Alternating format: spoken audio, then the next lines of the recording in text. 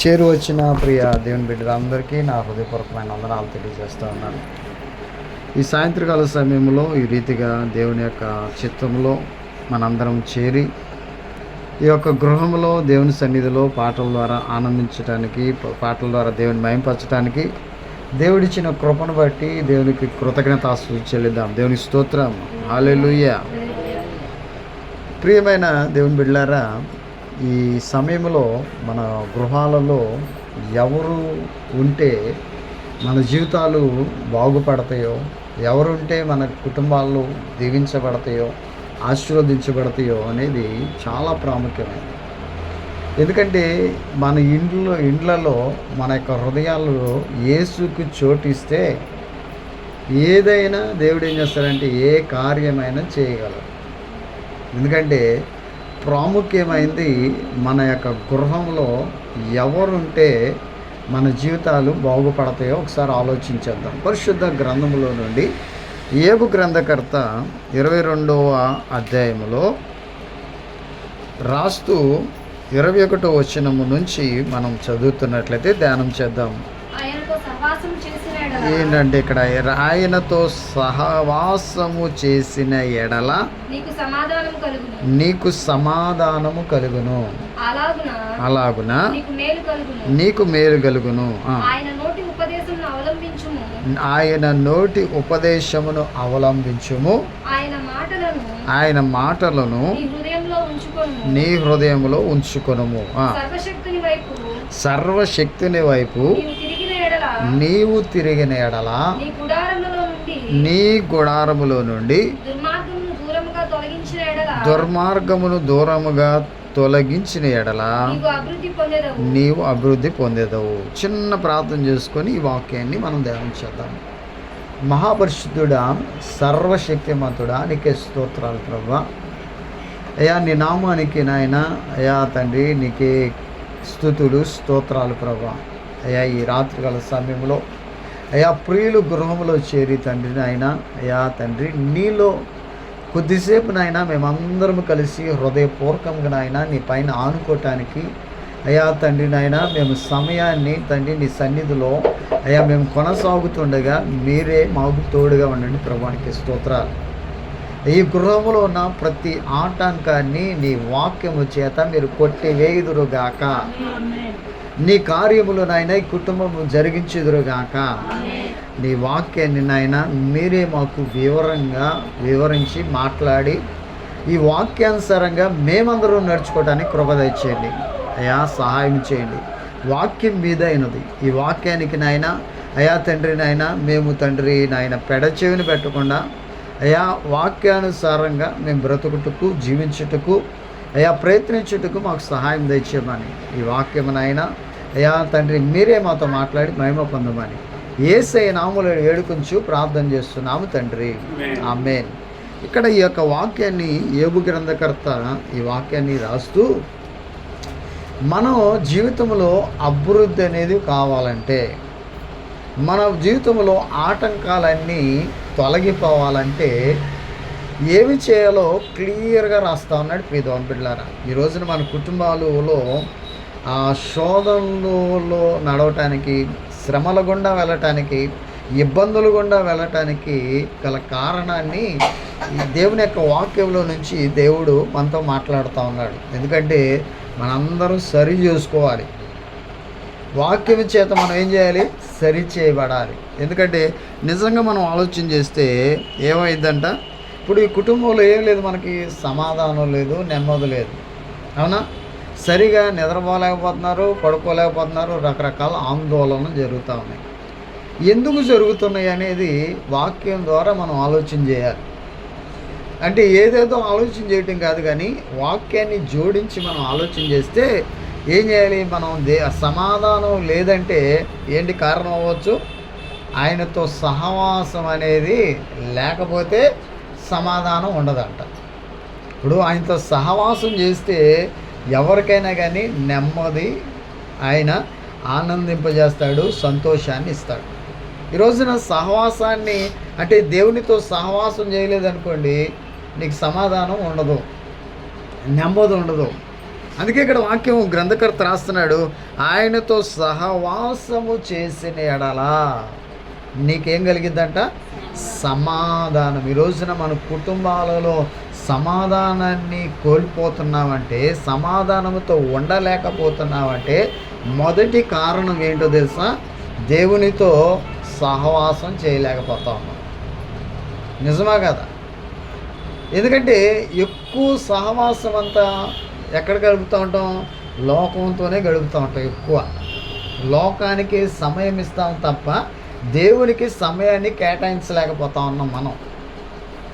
అలా ఉండటం వలన మనకు సమాధానం ఎక్కడ దొరికింది చెప్పండి? మరి నిజంగా చెప్పండి, సమాధానం ఎట్లా వచ్చింది?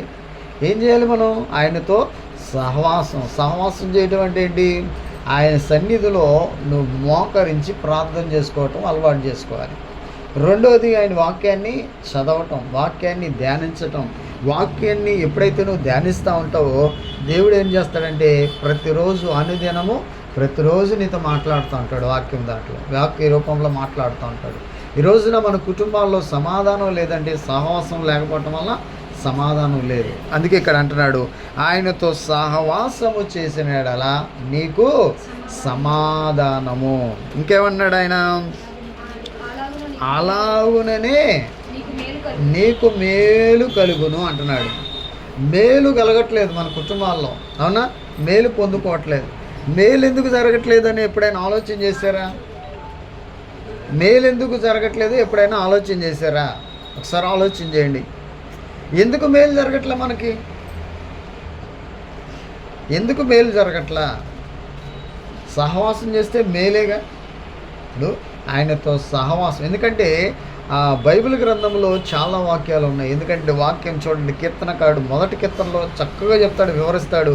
ఆ కీర్తన మనం చూస్తే, దుష్టుల ఆలోచన చొప్పున నడవక, పాపుల మార్గం నిలవక, అపహాసకులు కూర్చుని చోట కూర్చుండక, యెహోవా ధర్మశాస్త్రం ఆలించు దివారాత్రములు దాన్ని ధ్యానించేవాడు ధన్యుడు. అతడు నీటి కాలువల యోరన నాటబడిన మొక్క వలె, అతడు అంటే మొక్క వలె నాటబడిన వ్యక్తి ఎలా ఉంటాడు? ఫలించు చెట్టు వలె ఉండును. అతడు చేయునదంతయు సఫలమగును అంటున్నాడు ఇక్కడ. అంటే దేవునితో సహవాసం చేస్తే ఏం దొరికింది మనకి? మేలే కానీ కీడు అనేది రాదు. ఈరోజు కీడును చూస్తున్నామంటే, ఆందోళన చూస్తున్నామంటే, మనలో భయాన్ని చూస్తున్నామంటే గల కారణాలు ఏంటో తెలుసా? ఆయనతో సహవాసం లేకపోవటం వలన. అందుకే యోహాను రాసిన స్వార్థలో కూడా యేసు ప్రభువు చెప్తా ఉంటాడు, ఏమంటాడు తెలుసా? ద్రాక్షవల్లి నేను, తీగలు మీరు. ఎవడు నా యందు ఉండునో, ఎవని యందు నేనుండునో వాడు బహుగా ఫలించును అంటున్నాడు. ఈరోజు మనం ఫలించలేకపోతా ఉన్నాం, మేలును అనుభవించలేకపోతున్నాం అంటే కారణం ఏంటి తెలుసా? మొదటి కారణం ఆయనతో సహవాసం చేయట్లా, ప్రార్థన చేయకపోవటం వల్లనే నీకు ఇన్ని సమస్యలు ఎదురవుతున్నాయి. దేవుని యొక్క వాక్యం ఖచ్చితంగా చెప్తుంది, నాకైనా సరే మీకైనా సరే దేవునితో సహవాసాన్ని కోల్పోతే, దేవునికి దూరం అయితే మన కుటుంబ జీవితంలో సమాధానాన్ని కోల్పోతాం, మేలులను అనుభవించలేం. ఈ దేవుని యొక్క మాటలు ఖచ్చితంగా మనకి బోధిస్తున్నాయి ప్రియ దేవుని బిడ్డలారా. ఎందుకంటే సరి చేసుకోవాలి. నిజంగా మనం సహవాసం కలిగి ఉన్నామా? ప్రార్థన చేయగలుగుతున్నామా? దేవునితో దేవునికి సమయాన్ని ఇచ్చి ఆయన సన్నిధిలో గడపగలుగుతున్నామా లేదనేది చాలా ప్రాముఖ్యమైనది. ఎందుకంటే ఇక్కడ అంటున్నాడు, వాక్యం ఖచ్చితంగా చెప్తుంది, ఆయనతో సహవాసం చేస్తే నీకు సమాధానం, అలాగనే నీకు మేలు కలుగుతుంది అని రాస్తా ఉన్నాడు. ఏం చేయాలి? అయితే అలా చేస్తూ ఆయన యొక్క వాక్యాన్ని ఏం చేయాలంటే మనం కింద వచనాలు చూస్తే, ఆయన నోటి ఉపదేశాన్ని ఏం చేయాలంటే అవలంబించడం. అంటే ఏంటి? ఉపదేశం అంటే ఆయన యొక్క వాక్యాన్ని ఏం చేయాలి? వాక్యాన్ని పాటించాలి, ఆయన వాక్యాన్ని అవలంబించాలి. అంటే ఆయన నోట్లో నుంచి వచ్చే వాక్కులు ఏం చేయాలి? మనం పాటించగలగాలి. ఆయన ఏమన్నాడు? నోటి నుండి ఉపదేశమును అవలంబించుము, ఆయన మాటలు ఎక్కడ ఉంచుకోవాలంట? హృదయంలో. ఏదో ప్రతిదీ మన హృదయంలో ఉంచుకుంటాం, కానీ రేపు ఏం చేయాలి, రేపు ఎలా బ్రతకాలి, ఏం చేయాలి అని అలాంటివి ఉంచుకుంటాం, కానీ మనం వాక్యాన్ని మన హృదయంలో ఉంచుకోలేకపోతా ఉన్నాం. ఉంచుకోలేకపోతా ఉన్నాం. ఉంచుకోకపోగా మన హృదయం అనే ఇల్లులో, ఈ గృహంలో ఏం పెట్టుకుంటున్నామంట? దుర్మార్గతను పెట్టుకుంటా ఉన్నాం. అంటే దుర్మార్గత అంటే ఏంటి? దుష్టుని యొక్క సంబంధి అయిన, అంటే దుష్టుని యొక్క ఆలోచన, ప్రవర్తన పద్ధతులు అన్నీ మన యొక్క హృదయంలో ఉంచుకొని అప్పుడు మనం ఎంత దేవుని బతిలాడినా, ఎలాగ ప్రార్థన చేసినా మన ప్రార్థన దేవుడు ఆలకించగలడా? అంటే ఇక్కడ అంటున్నాడు, ఏమన్నాడు తెలుసా? నీ గుడారములో నుండి, ఏమన్నాడు ఇక్కడ? నీ హృదయం, అంటే మన హృదయమే ఆయన ఆలయం అని చెప్తున్నాడు. అవునా? హృదయంలో ఏముండాలి? హృదయంలో నుండి ఏం తీసేయాలి మనం? దుర్మార్గత, అంటే దేవునికి వ్యతిరేకమైన కార్యాలు, క్రియలు ఏదైనా సరే అదిని తీసివేసినాడ ఏమైందంట? దుర్మార్గతను దూరంగా తొలగించినాడలా నువ్వేమన్నాడు అక్కడ?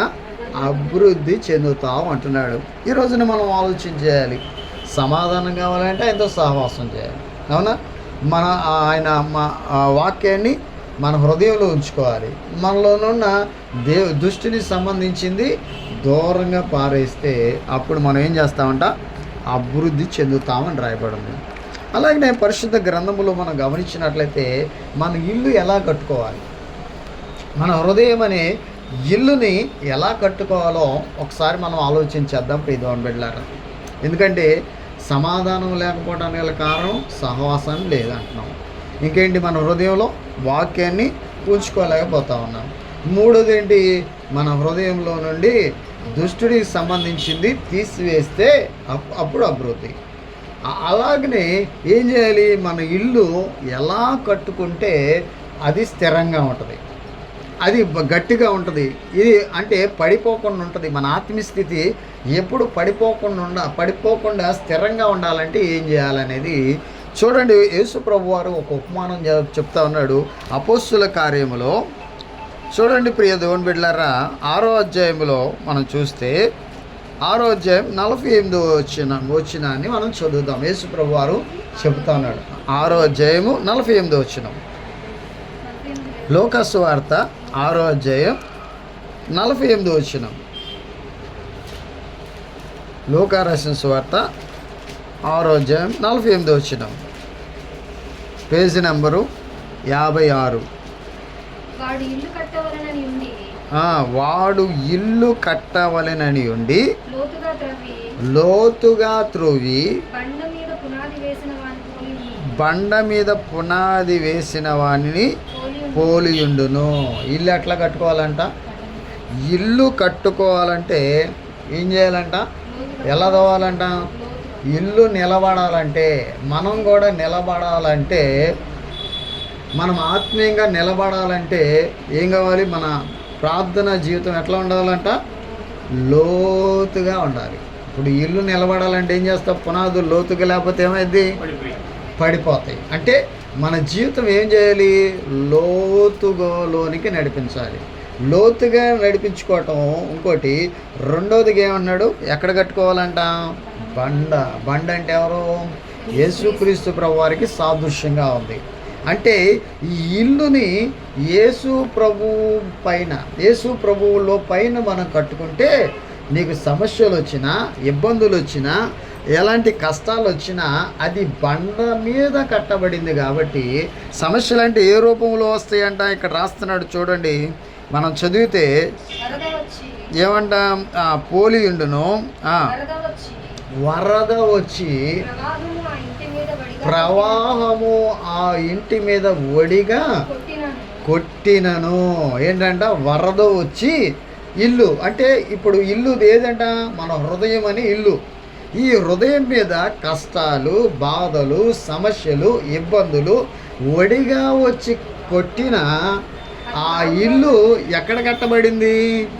యేసు ప్రభువులో కట్టబడింది కాబట్టి, యేసయ్య ఆ ఇల్లుని కట్టాడు కాబట్టి, ఆ ఇంట్లో యేసయ్య ఉన్నాడు కాబట్టి, యేసయ్యతో నువ్వు సహవాసం చేస్తున్నావు కాబట్టి, యేసయ్య యొక్క వాక్యాన్ని నువ్వు హృదయంలో ఉంచుకున్నావు కాబట్టి, యేసయ్యని తప్ప ఆ దుర్మార్గతని నీ జీవితంలో నుండి నువ్వు పక్కకు తోసివేసావు కాబట్టి నీకు సమాధానము రావటమే కాకుండా దేవుడు వాక్యాన్ని నువ్వు అవలంబించుతూ కాకుండా ఇంకేమన్నాడు, ఆయన నిన్ను అభివృద్ధిలోనికి తీసుకొని వస్తాడు అని రాయబడింది. అంటే ఈ రోజున మన కుటుంబాలు అభివృద్ధిలోకి వెళ్ళాలంటే ఎక్కడ ఎలా తవ్వాలంట, స్థిరంగా ఉండాలంటే లోతుగా మనం పునాది తీయాలి. అంటే మన భక్తి ఎట్లా ఉండాలి, లోతుగా ఉండాలి. లోతుగా ఎప్పుడైతే మనం పునాది వేసుకుంటామో కష్టాలు రావని చెప్పట్లేదు వాక్యం, ఇబ్బందులు రావని చెప్పట్లేదు వాక్యం.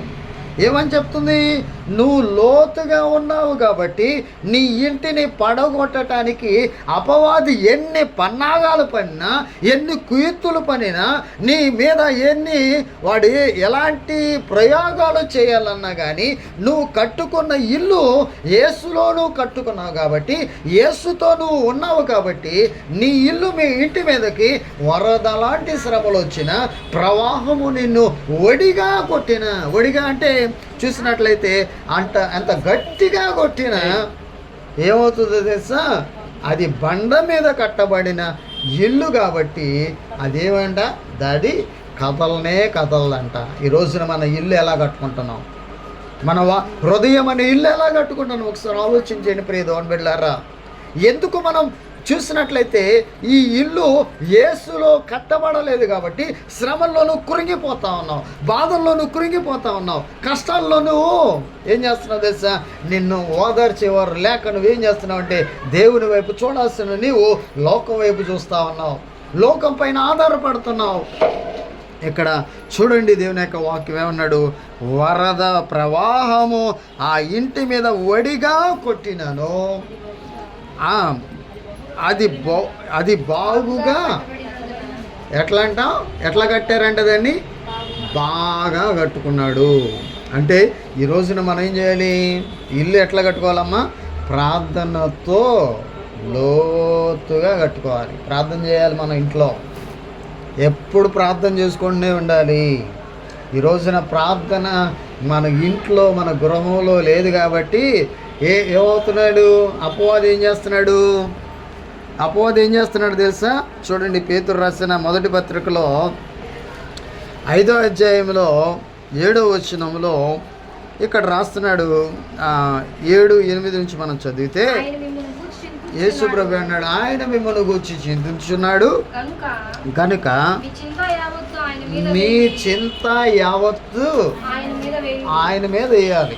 ఏం చేయాలి, ఆయన మన కోసం ఏం చేశాడంట, చింత అంటే చింత పడుతున్నాడు. మన చింత అంతా ఎవరి మీద పెట్టాలంట, ఆయన మీద వేయాలి. ఇంకేమన్నాడు చదవండి కింద వచ్చిన, ఎట్లా ఉండాలంట, ఏ బుద్ధి అంట, నిబ్బరమైన బుద్ధి గలవారై మెలకుగా ఉండుడి.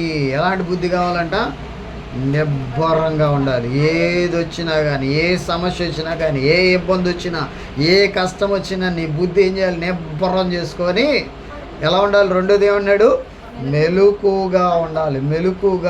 మెలకు లేకపోతే మనం ఏం చేస్తాడు, అపవాది ఏం చేస్తాడు రాస్తున్నాడు, చదువుమా.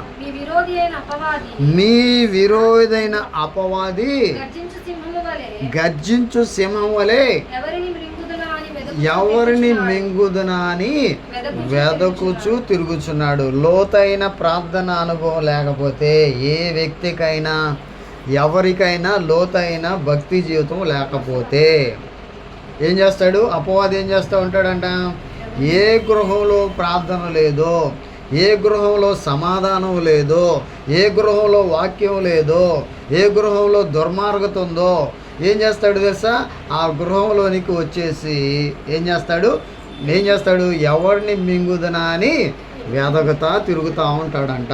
అంటే మన ప్రార్థనలు ఏమంటే, మన ప్రార్థన జీవితం ఎలా ఉండాలంట, ఎలా కట్టుకోవాలంట, లోతుగా కట్టుకోవాలి. ఈ రోజున మనం నిలబడాలంటే లోతుగా యేసయ్య పైన మనం కట్టుకుంటే వరద ఒడిగా వచ్చి ప్రవాహం వలె కొట్టిన ఆ ఇల్లు ఎలా కట్టబడిందంట, బాగా బలంగా కట్టబడింది కాబట్టి ఆ ఇల్లు ఏమైంది, అస్సలు కదలదంట. ఈరోజు మనం కదులుతున్నామంటే, కదిలించబడుతున్నామంటే, ఆందోళన చెందుతున్నామంటే, భయపడుతున్నామంటే గల కారణం మన ఇల్లు ఎట్ట కట్టబడింది, మన ప్రార్థన జీవితం ఎలా ఉందో ఒక్కసారి ఆలోచన చేద్దాం. ఎందుకంటే ఎవరిదైనా సరే ప్రార్థనా జీవితం సరిగా లేకపోతే, ప్రార్థన అనేది సరిగా లేకపోతే ఇలాంటి ఆందోళనలు, భయాలే వస్తాయి. అంటే దీన్ని బట్టి మనం నేర్చుకోవాల్సింది ఏంటి? మన ఇల్లు లోతైన అనుభవంలోనికి లేదు. అంటే మన ప్రార్థన స్థాయిని ఏం చేయాలి? మనం పెంచుకోవాలి. అంతే కదా. మనం ఏం చేస్తాం? నీకు బలం లేదమ్మా అంటే ఏం చేస్తాం? ఇప్పుడు డాక్టర్ దగ్గరికి వెళ్తావు, ఏ అమ్మ నాకు నీరసంగా ఉంది డాక్టర్ గారు అంటావు. ఏం చేస్తాడు? బలమైన మందులు రాస్తాడు. మందులతో పాటు ఏమంటాడు? అమ్మ కొద్దిగా చక్కగా మంచి భోజనం తీసుకోమ్మా అంటాడు. తీసుకోమంటాడా లేదా? అసలు తీసుకోబాకమ్మా అండగా అంటే ఏం చేయాలి? నీకు బలహీనంగా ఉన్నావు కాబట్టి, నువ్వు బలహీనమైన స్థితిలో ఉన్నావు కాబట్టి, నువ్వు ఎట్లయితే నీ శరీరానికి ఆహారం పెంచుతున్నావో అలాగనే నీ ఆత్మీయ స్థితికి, నీ ఆత్మీయ జీవితానికి నువ్వు పడిపోకుండా ఉండటానికి ఏం చేయాలి? ప్రార్థన అనేది కూడా బాగా, అంటే ప్రార్థన అనే బలాన్ని నువ్వు తినాలి. ప్రార్థనని మనం ఎక్కువగా చేయాలి. అది ఈ రోజున మన కుటుంబాలు ఎందుకు ఇట్లా ఉంటున్నాయి అంటే గల కారణం అన్నీ ఉన్నాయి మనకి. అవునా? 3 పూటలు చక్కగా తింటున్నాం. ఏ కూర కావాలంటే ఆ కూర తెచ్చుకొని తింటున్నాం లేదా? సమృద్ధి, అన్నానికి అసలు లోటు లేదు. అవునా? సుఖానికి అసలు లోటు లేదు. కానీ మళ్ళీ అన్నీ ఎక్కువగానే ఉన్నాయి. కానీ ఏం తక్కువ ఉంది మన గృహాలలో, మన కుటుంబాలలో? ఏం తక్కువ ఉంది? ప్రార్థన తక్కువ ఉంది. అవునా కదా? మరి ప్రార్థన తక్కువ అయితే ఏం చేస్తాడు? ఏ గృహం అయితే, ఏ ఇల్లు అయితే, ఏ జీవితం అయితే ప్రార్థన తక్కువగా ఉంటుందో వాడేం చేస్తాడు? వాడు వచ్చి స్థిరపడటానికి, వాడు ఉండటానికి అవకాశం ఉంటుంది. వాడు రాకుండా ఉండాలంటే, అపవాది వాడు మన జోలికి రాకుండా ఉండాలంటే మనం ఏం చేయాలి? మన శరీరానికి ఆహారాన్ని, మన శక్తిగా ఉండాలని ఆహారాన్ని ఎట్టబుచ్చుకుంటామో ఆత్మీయ శక్తి కోసం ప్రార్థన, లోతైన ప్రార్థన చేయగలగాలి. అప్పుడు చేస్తేనే ఏం జరిగింది అక్కడ? ఎలాంటి ప్రవాహం లాంటి శ్రమలు వచ్చినా, ఎలాంటి ప్రవాహం లాంటి ఇబ్బందులు వచ్చినా, ఒడిగా కొట్టినా ఆ ఇల్లు అస్సలు బాగా కట్టబడింది కాబట్టి ఆ ఇల్లుని కదిలించేవాడు ఎవడు ఉండడు. ఈరోజు నువ్వు కదిలించబడుతున్నావంటే నీ లోపం ఏంటో ఒకసారి ఆలోచించేయండి.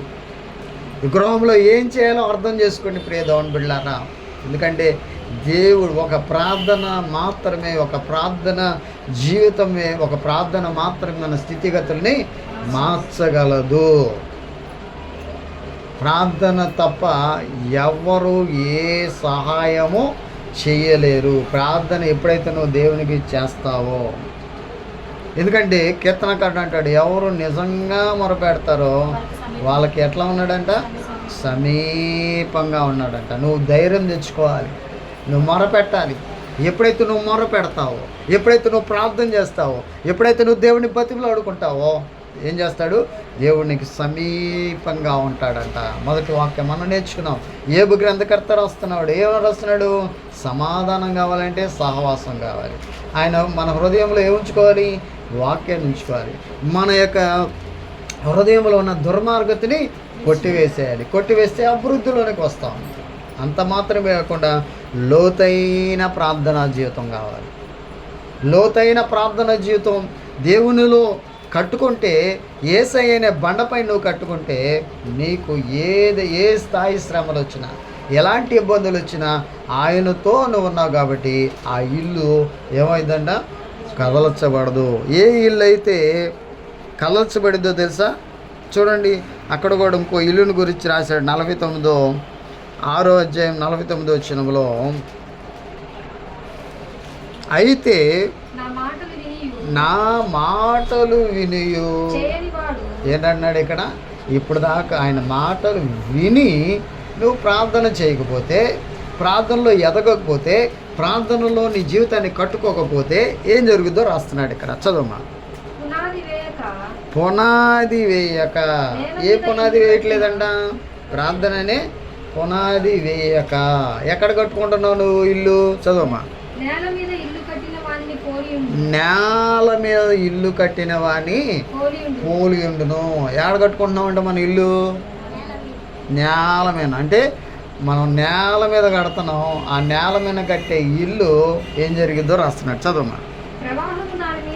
ప్రవాహము దాని మీద వడిగా కొట్టగానే అది కూలిపడెను. చెప్పండి, ఇక్కడ ఏమన్నాడు? ఎక్కడ కట్టబడిందంటే ఈ ఇల్లు ఇప్పుడు ఎక్కడ కట్టుకోమన్నాడు దేవుడు? మనకు తెలుసు, మన అందరికీ తెలుసు. మన కుటుంబాలు ఏం చేయాలని తెలుసు, మనకి ప్రార్థన చేయాలని తెలుసు, అవునా? ఏదన్నా సమస్య వస్తే ప్రార్థన చేయాలి, దేవుడిని బతిలాడుకోవాలి, దేవుని పైన ఆనుకోవాలని తెలిసి కూడా నువ్వేం చేస్తున్నావు? ప్రార్థన చేయకపోతే నేల మీద కట్టబడిన ఇల్లులాగా ఉంటుంది.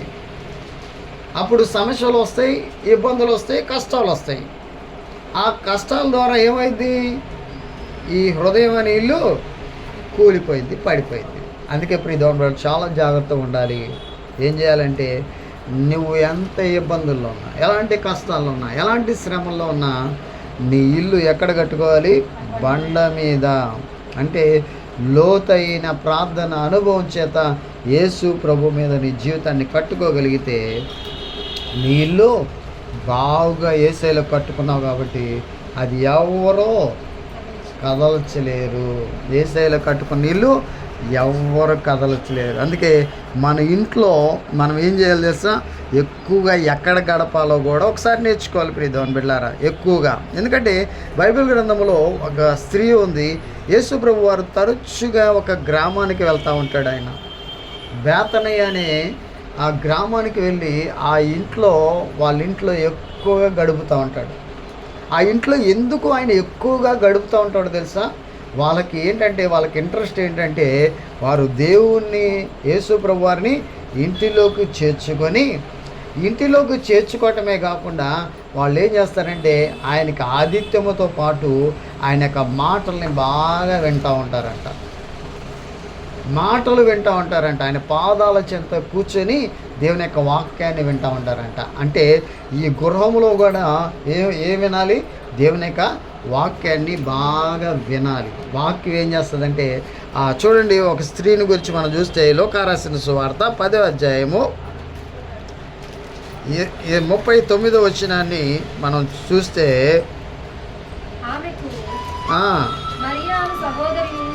మరియాను ఒక సహోదరి ఉండెను. ఈమె యేసు పాదముల యొద్ద కూర్చుండి ఆయన బోధ వినుచుండెను. ఆ ఇంట్లో ఏం జరుగుతుందంట? వాక్యము అంటే దేవుని యొక్క మాటలు వినపడతా ఉండాలి. వాక్యం వినపడతాం అంటే ఏంటి? వాక్యాన్ని ఏం చేయాలి? మీరు చదువుతూ ఉండాలి, అవునా? ఆ ఇల్లు బాగుపడాలంటే, ఆ ఇల్లు బాగుగా కట్టబడాలంటే ఆ ఇల్లు ఏం జరగాలి?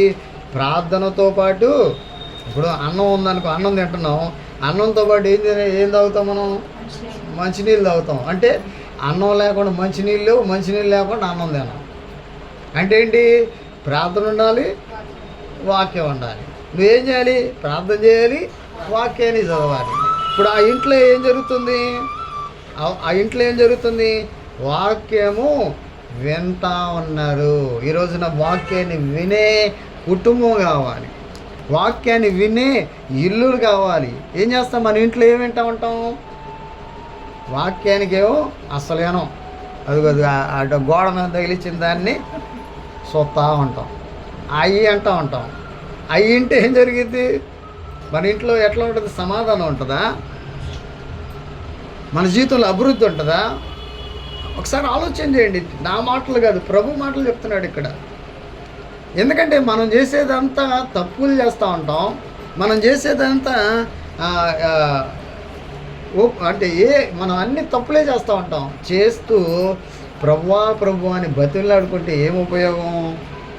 ఏం చేయాలి? మనలో సహవాసం ఉండాలి, మనలో మన హృదయంలో వాక్యం ఉండాలి, మన హృదయంలో దుర్మార్గతగా చోటు ఉండకూడదు.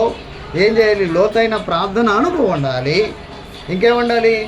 దేవుని యొక్క వాక్యం ఉండాలి. ఇక్కడ మరియా ఏం చేస్తుంది?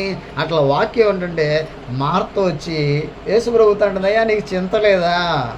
నేనేం నీకు వంటలు తయారు చేస్తుంటే అమ్మ మరియని నాకు సహాయం చేయాలని పిలవాల్సింది పోయి ఏంటి నువ్వు ఆమెని నీ దగ్గర కూర్చోబెట్టుకున్నావని అంటే యేసుప్రభు ఏమన్నాడు తెలుసా, ఏం పని చేస్తుందంట, ఎలాంటి పని చేస్తుందంట మరియా, వాక్యం వినటం అనేది ఎలాంటి పనో చెప్తున్నాడు. చదవండి ఆ మాట.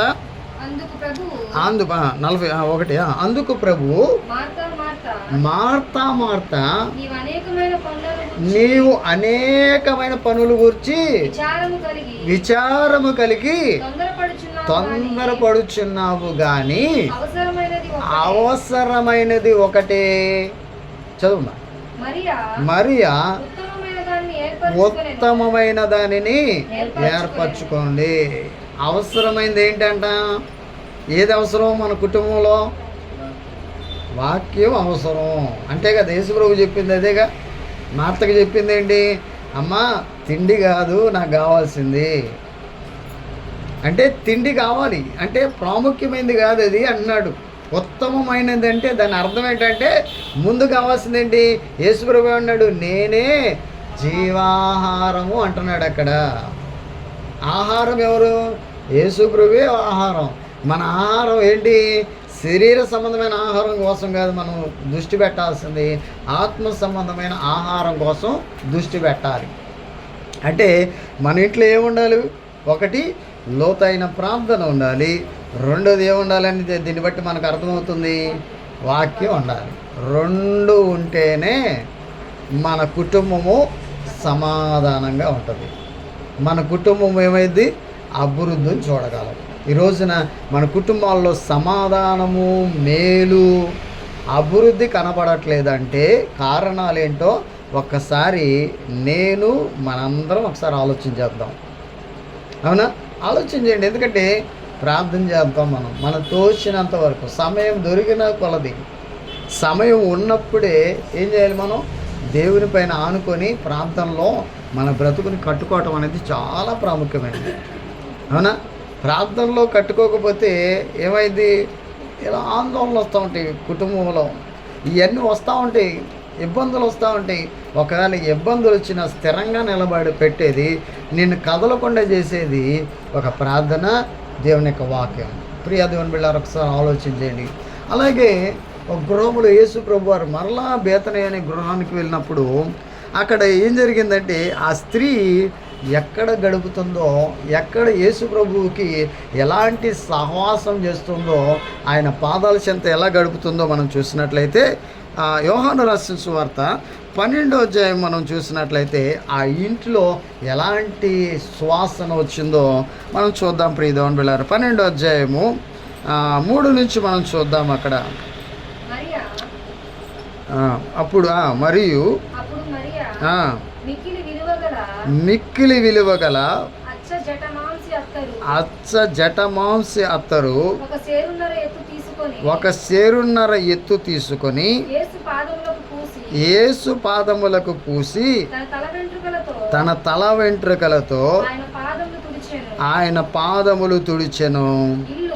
ఇల్లు ఆ అత్తరు వాసనతో నిండెను. ఎలాంటిదంట అంటే ఎలాంటి వాసనతో నిండాలంట? అత్తరు వాసన. అంటే దేవుని యొక్క సన్నిధితో మన గృహం నింపబడిపోవాలి. ఇక్కడ ఏం చేసింది? ఏం చేసింది? తన్ను తాను తగ్గించుకొని ఏం చేసింది? ఇప్పుడు స్త్రీలు ఏం చేస్తారు? జుట్టుకి చాలా ప్రాధాన్యత ఇస్తారు. అవునా? ఏదండి జుట్టు రాలిపోతూ ఉంటే ఏం చెప్తారు పక్కన సహోదరుడితో, నీ జుట్టు రావట్లేదు, నా జుట్టు రాలిపోతుంది, ఏ ఆయిల్ వాడుతున్నావు, ఏంటి దాని కారణం ఏంటి, దాని రహస్య కారణం ఏంటని ఏం చేస్తారు? జుట్టుకి చాలా ఇంట్రెస్ట్ చూపిస్తూ ఉంటారు. అవునా? జుట్టుకి ఏం చేస్తూ ఉంటారు? రంగు మారుతూ ఉన్నా కానీ నల్ల రంగు వచ్చేటట్లు దాన్ని కేర్ తీసుకుంటూ ఉంటారు. అంటే అలాంటి కేర్ తీసుకుంటే జుట్టుని తృణప్రాయంగా ఎంచి ఏం చేస్తుంది?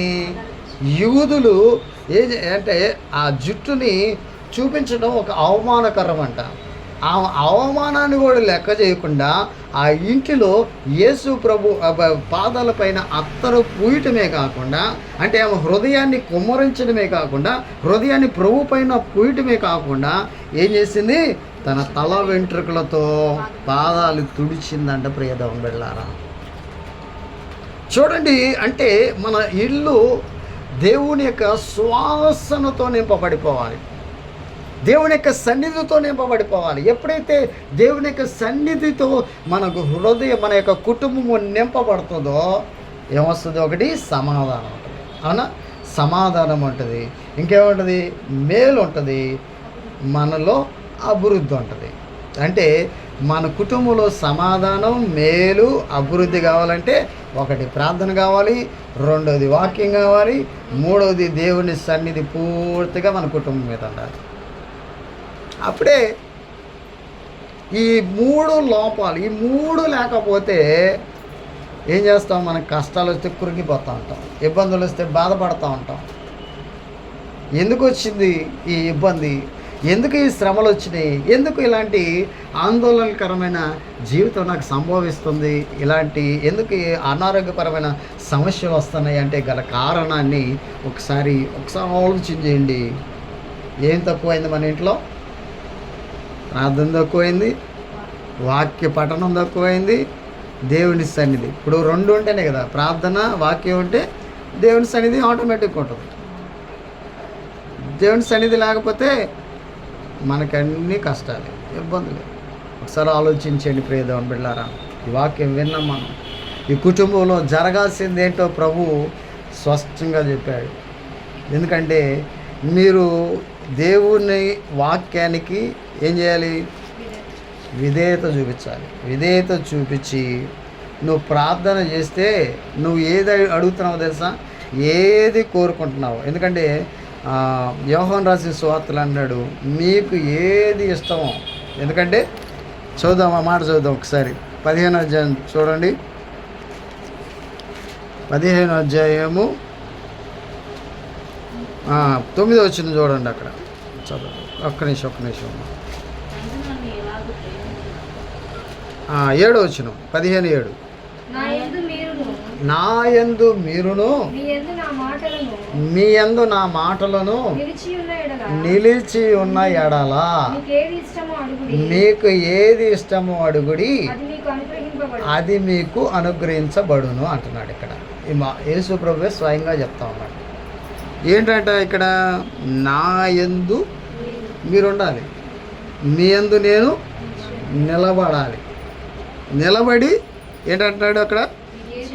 నా మాటలు నిలిచి ఉంటే, అంటే నా వాక్యం మీ జీవితంలో నిలిచి ఉంటే అప్పుడు మీకు ఏది ఇష్టమో అడగండి, అది మీకు అనుగ్రహిస్తాను అన్నాడు. వాక్యం నిరర్ధకం కాదు. వాక్యం మన జీవితంలో నెరవేరాలంటే, మన జీవితంలో ఈ వాక్యాన్ని మనం పొందుకోవాలంటే మన కుటుంబంలో ఏం చేయాలి? ప్రార్థన ఉండాలి, వాక్యం ఉండాలి, దేవుని యొక్క సన్నిధి ఉండాలి. అప్పుడే సమాధానం, మేలు, అభివృద్ధి. అంతే కదా? అర్థమైందా? అప్పుడు ఏది ఇష్టమో అడుగుదాం. మనం ప్రభువుని తలలో ఉంచుదాం, అడుగుదాం. ప్రభువా, నా కుటుంబంలో ఎలాంటి లోపాలు ఉన్నాయో, ఎలాంటి పరిస్థితులు కూడా వెళ్తున్నానో మీరు క్లియర్గా మాకు సెలవిచ్చారు తండ్రి. గొప్ప దేవానికి స్తోత్రాలు, స్తోత్రాలు, స్తోత్రాలు, స్తోత్రాలు. పరిశుద్ధుడానికి స్తోత్రాలు, ఉన్నతుడానికి స్తోత్రాలు అయా. ఘనమైన దేవానికి స్తోత్రాలు, మహోన్నతుడానికి స్తోత్రాలు. ప్రభువా, స్తుతిద్దాం, స్తుతులతో ప్రార్థన చేద్దాం. స్తుతుల ద్వారా ఎరుకో గోడలు కూల్చిన దేవుడు ఈ కుటుంబంలో ఆటంకంగా ఉన్న ప్రతి గోడను నజరేయుడైన యేసు నామములో కూలదోయునుగాక. స్తుతి చెల్లిద్దాం. ఎవరు మౌనంగా ఉండదు. దేవానికి స్తోత్రాలు. దయా నీతో సహవాసం చేస్తాను ఎక్కడి నుంచి. నాకు సమాధానం కావాలి. నీ వాక్యాన్ని నా హృదయంలో ఉంచుకుంటాను. నేను మేలు పొందాలి ప్రభువా.